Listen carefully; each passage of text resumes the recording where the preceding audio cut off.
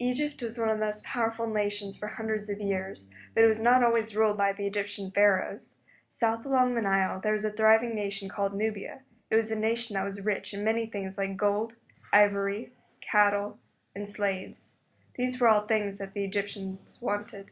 So during the 18th dynasty, they invaded Nubia and Egyptianized them.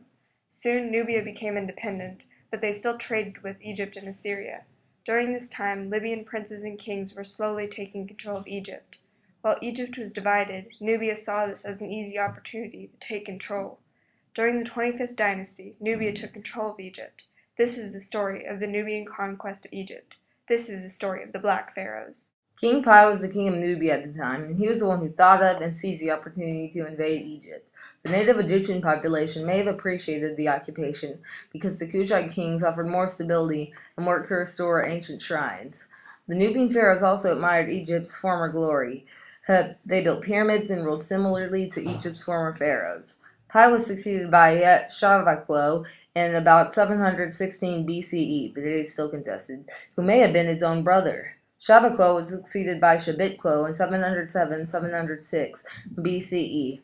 Shabitquo was involved in a major war against the Assyrians led by their king Sennacherib in 701 BCE. The Egyptian armies lost, but prevented Sennacherib from conquering all of Palestine. Tarko, the best known of all the Nubian pharaohs, was crowned in 690 BCE at Memphis. Tarko started one of ancient Egypt's greatest periods in Renaissance. He ruled as pharaoh from Memphis, but constructed great works all throughout the Nile River Valley. Some of the works included Jebel Barkal, Kawa, and Karnak. He restored temples in both Egypt and Nubia, and built new sanctuaries. Tarko also built the largest pyramid in the Nubian region at Nuri.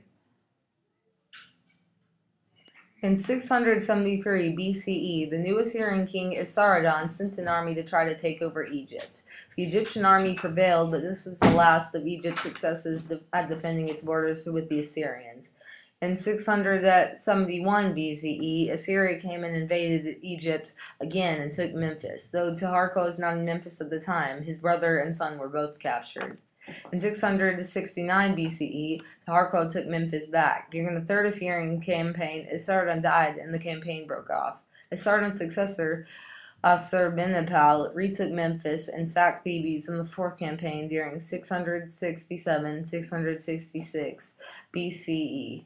But in 664 BCE, Taharqa died. It was finally Taharqa's successor, Tetwanami's son, Psammeches I, who unified Egypt. What Psammeches I did was gave the Assyrians the impression that he still served them when they were forced to withdraw their garrisons because of a civil war in Assyria in 651-648 BCE.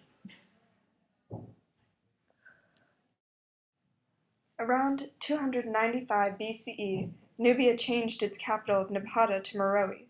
Nubia held Egypt for many more years, until the 3rd century AD, when it was destroyed by the Ethiopian army of Ascom Kingdom.